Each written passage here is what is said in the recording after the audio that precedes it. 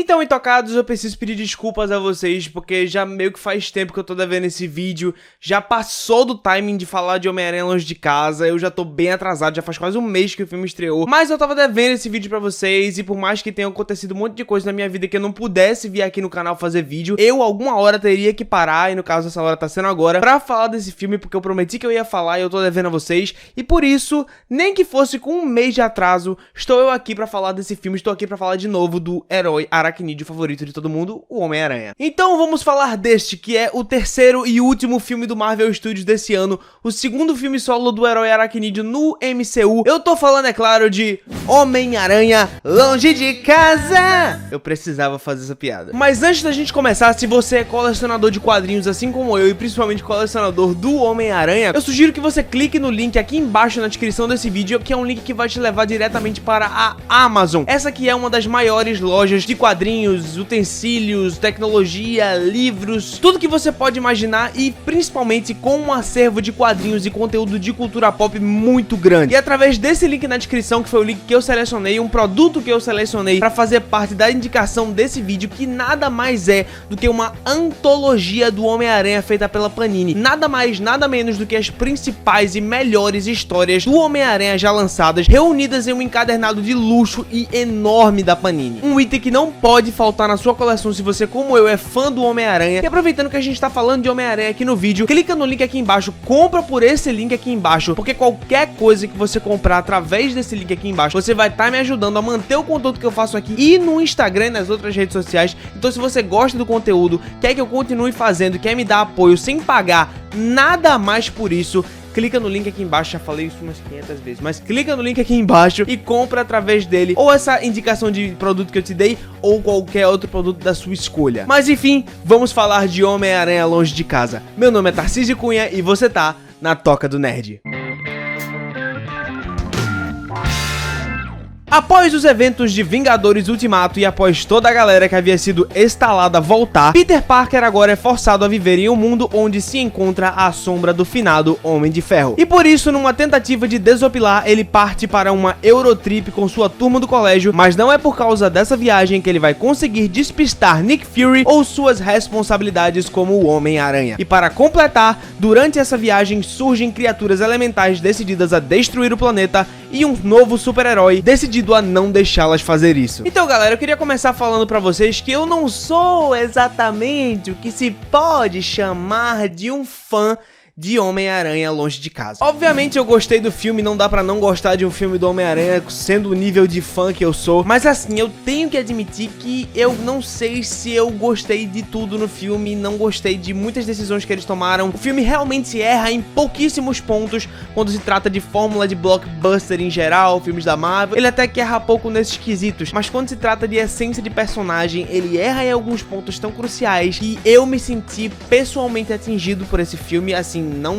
a ponto de querer processar a Marvel ou nada assim, mas assim, eu achei que foi um erro com relação ao personagem do Homem-Aranha. Mas antes vamos falar de pontos positivos e depois a gente foca nessa parte da negatividade em geral. O filme com certeza é uma evolução de Homem-Aranha de Volta ao Lar quando se trata de cenas de ação, efeitos visuais, e apesar de a gente ter o mesmo diretor daquele filme de volta aqui, que é o Jon Watts, ele teve uma nova perspectiva de cenas de ação, ele deu uma melhorada, inclusive o filme tem um orçamento maior, então permitiu a ele fazer isso. Então cena de ação, efeitos visuais envolvendo principalmente o Homem-Aranha e o web swing, ou movimentação, ou melhorias no boneco digital do Homem-Aranha, tudo isso foi melhorado nesse filme, é um mérito bem bacana. Você pode até não gostar da forma como a Marvel faz seus filmes, mas você tem que admitir que eles são organizados. Homem-Aranha Longe de Casa é claramente uma continuação de Vingadores Ultimato, vendo que ele lida diretamente com as consequências daquele filme, batendo em temas como o estalo do Thanos, como a sociedade lidou com isso, de uma perspectiva muito mais social e terrena do que super-heróis no geral. O Ultimato focou muito na questão como os super-heróis lidaram com o estalo do Thanos, e aqui em Homem-Aranha Longe de Casa a gente vê um pouco de como a humanidade no geral, pessoas comuns, lidaram com isso logo na primeira cena do filme. Isso é muito legal, eu gostei, e não trata isso de uma forma pesada, sabe? Eu fiquei com medo de um filme do Homem-Aranha, que é conhecido como ser um dos gêneros de comédia do MCU, ter que lidar com as consequências do estalo, do blip, como eles chamam, e acabar caindo no clichê de ser uma coisa extremamente pesada e dramática, e não rolou. foi uma coisa mais leve, foi uma coisa mais engraçada, foi uma coisa mais pro lado da comédia, e isso ficou legal. Então ele tem uma boa continuidade com o resto do MCU, tem referências a filmes desde 2008 até Vingadores Ultimato, o que torna realmente Homem-Aranha o último filme da fase 3, e era o lugar que ele precisava estar mesmo. Como eu falei, Homem-Aranha Longe de Casa tá dentro da franquia do Homem-Aranha, que é uma comédia adolescente, né? Esse gênero de comédia adolescente, lá curtindo a vida doidado, Clube dos Cinco, Gatinhas e Gatões. Esse gênero mais ou menos inspirado pelos filmes do John Hughes, que é o diretor em que o John Watts se inspira bastante pra fazer esses filmes aqui. Então é óbvio que vai ter bastante humor nesse filme, inclusive um humor bem utilizado em vários momentos, tem piadas adolescentes bem utilizadas, a representação do adolescente nesses filmes é muito genuína. E Homem-Aranha Longe de Casa, isso é repetido, tem uma boa representação do cotidiano adolescente e do humor adolescente como um todo. Porém, tem horas que esse humor começa a ficar meio repetitivo e meio bobão demais, bobalhão demais, mas por enquanto eu tenho que ressaltar aqui a forma com que o filme utilizou bem o humor, e tem vários momentos em que você ri bastante nesse filme, isso é fato. Homem-Aranha Longe de Casa não é simplesmente um filme pra você sentar e assistir e esquecer do mundo ao seu redor. Ele tem um bom subtexto dentro do seu roteiro, inclusive é uma coisa que eu acho que eu posso explorar aqui, não vai ser spoiler, essa crítica não tem spoiler, apesar de já ter um mês do que o filme estreou, mas enfim, é um subtexto sobre como as pessoas estão acreditando em basicamente tudo sem pesquisar a fundo sobre. É basicamente um subtexto sobre fake news que eu achei extremamente atual e extremamente necessário no cotidiano que a gente vive hoje. Então, pra um filme da Marvel destinado principalmente ao público infantil, dar um espaço no seu roteiro pra colocar esse subtexto, eu achei muito legal. Homem-Aranha Longe de Casa deve ter o melhor cliffhanger dentro dos filmes da Marvel. Eu não consigo me lembrar realmente. Talvez... Não, pera. Guerra Infinita. Acabei esquecendo Guerra Infinita aí. Tá bom. O segundo melhor cliffhanger pra uma continuação do universo cinematográfico da Marvel. E isso é devido graças a ele ter, talvez, aquelas que sejam as duas melhores cenas pós-crédito dos filmes da Marvel de todos os tempos. É a minha opinião isso, mas eu tenho que dizer aqui, as cenas são muito boas, e é mais uma vez que a Marvel vai pegar essa galera que sai do cinema antes de assistir essas cenas e falar: foda-se você, se você não assistiu, eu vou entregar o finalzinho do filme numa cena pós-créditos porque eu quero, e se você não assistiu, se você saiu do cinema antes pra ir no banheiro, pra fazer qualquer coisa, você perdeu o final do filme, querido. E é isso aí, tá ligado? E são duas grandes cenas pós-crédito, tanto em tamanho quanto em conteúdo. Tem muito conteúdo a acrescentar, desde do filme em geral, quanto no que pode vir em seguida. A segunda cena em específico é uma grande pista sobre o futuro do MCU pra fase 4, fase 5, numa possível futura mega saga, que eu não vou explorar aqui as possibilidades porque seria spoiler, mas eu posso fazer um vídeo especulando sobre quais são as possibilidades que as cenas pós-créditos de Homem-Aranha Longe de Casa trazem para o MCU. E isso, meus amigos, daria um vídeo gigante e cheio de conteúdo. Então comenta aqui embaixo se você quer que eu faça esse vídeo. Antes da gente passar pra falar das atuações, eu preciso dizer que por mais que eu tenha alguns problemas com Homem-Aranha Longe de Casa, é preciso dizer aqui que ele é um filme extremamente divertido e que talvez funcione melhor pra você que esteja num dia estressado, precisa de um filme leve, descompromissado e sem muitas consequências pra desopilar um pouco a cabeça. Pra mim, ele não caiu tão bem quanto eu gostaria que caísse, mas é um filme do Homem-Aranha, eu sempre me divirto assistindo, por mais que eu tenha minhas ressalvas, mas enfim, só pra completar os pontos positivos, é um filme muito divertido. Falando agora de atuações e, claro, tendo que começar pelo astro do filme, Tom Holland, o nosso Peter Parker, o nosso Homem-Aranha. Esse garoto é genial. Ele consegue interpretar tanto o Peter Parker quanto o Homem-Aranha com as mãos amarradas nas costas e de olho fechado, porque ele já entendeu o personagem. Ele sabe o que o personagem precisa. Ele tem essas loucuras dele de fazer essas piruetas e essas acrobacias que vocês veem eles fazendo no YouTube. E isso serve bastante ao personagem, porque o ator quase nunca precisa de dublê. E muitas vezes, quando precisaria usar um boneco digital, acaba sendo o próprio Tom Holland que vai lá dar aqueles pulos e aquelas cambalhotas que ele sempre dá. E isso é sempre muito legal, porque torna a coisa do garoto ser o Homem-Aranha muito mais real do que a gente vê um boneco digital dando uma estrela pra trás, quando o próprio Tom Holland pode fazer isso. E saindo um pouco da parte física, a gente sabe, a gente já viu 5 ou 6 filmes com esse cara. Quantos foram? Guerra Infinita, Guerra Civil, De Volta lá, Guerra Infinita, Ultimato. Esse é o quinto. A gente já viu 5 filmes com esse cara. A gente sabe que ele é capaz de tirar lágrimas dos nossos olhos quando ele é bem dirigido. E falando em bem dirigido, eu acho que é um dos aspectos que eu vou precisar falar aqui. A gente viu o ápice da atuação do Tom Holland quando ele foi dirigido pelos irmãos Russo, na minha opinião, em Guerra Infinita e em Ultimato. Mas na mão do John Watts, que é o diretor desse filme, na minha opinião, ele acaba não dando não chegando naquele ponto que a gente já conhece.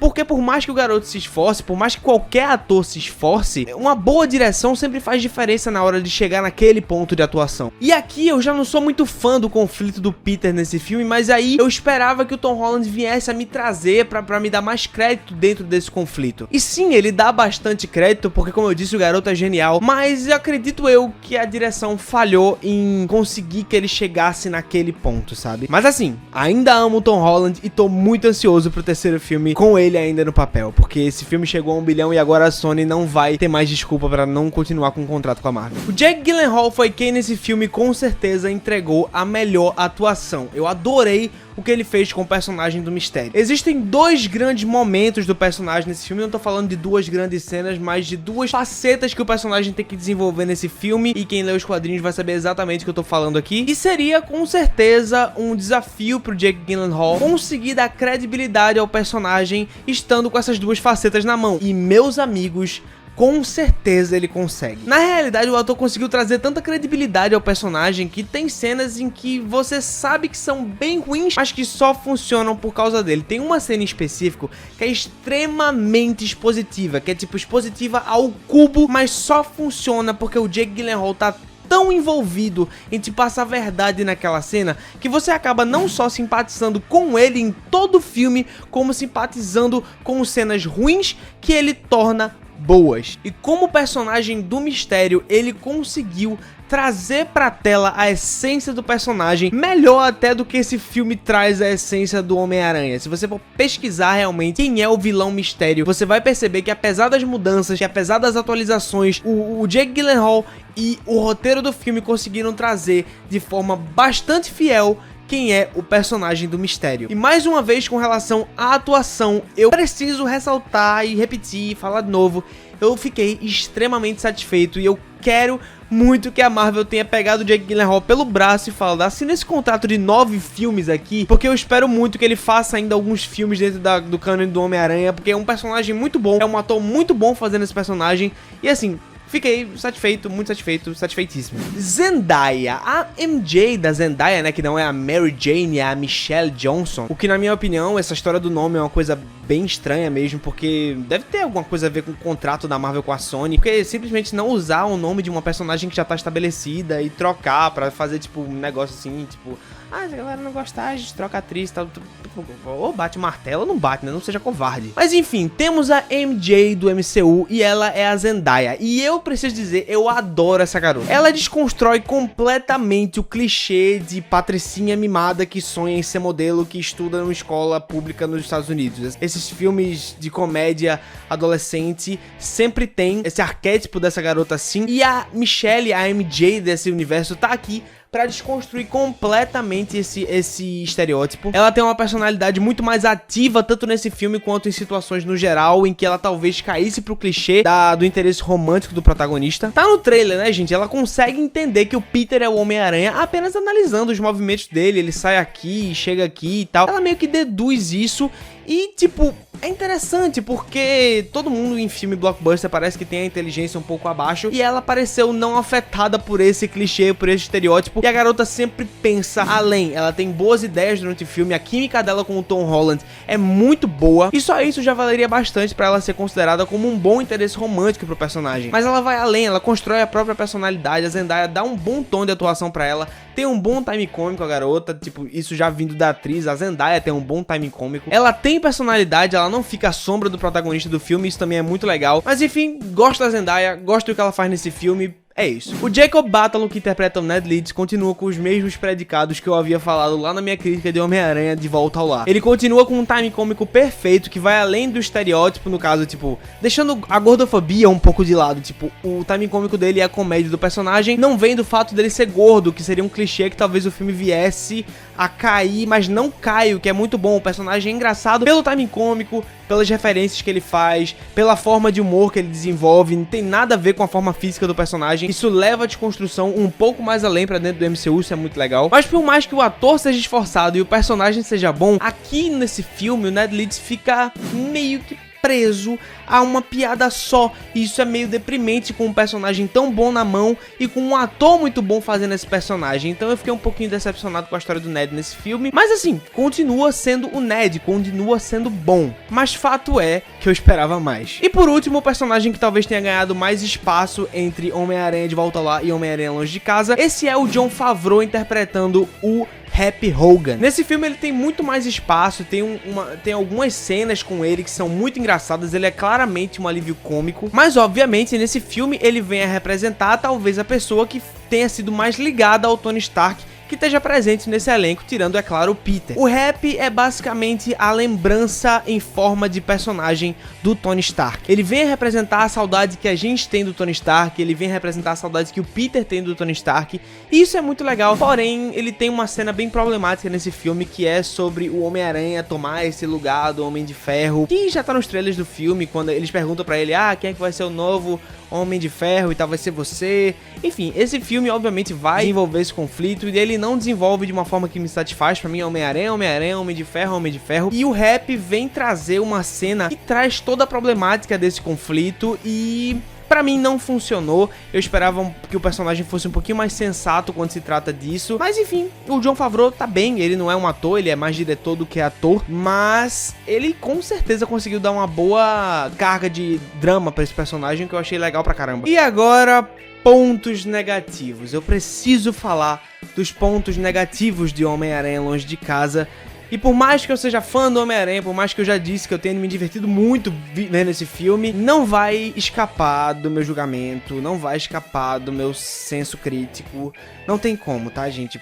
A partir desse momento agora, é ladeira abaixo. Homem-Aranha Longe de Casa desrespeita muitos pontos da essência do Homem-Aranha. Eu não tô falando de toda essa filosofia quase anti-burguesa que o Homem-Aranha tem que ser esse cara pobre, fudido e fracassado que não tem dinheiro pra comprar um set belo.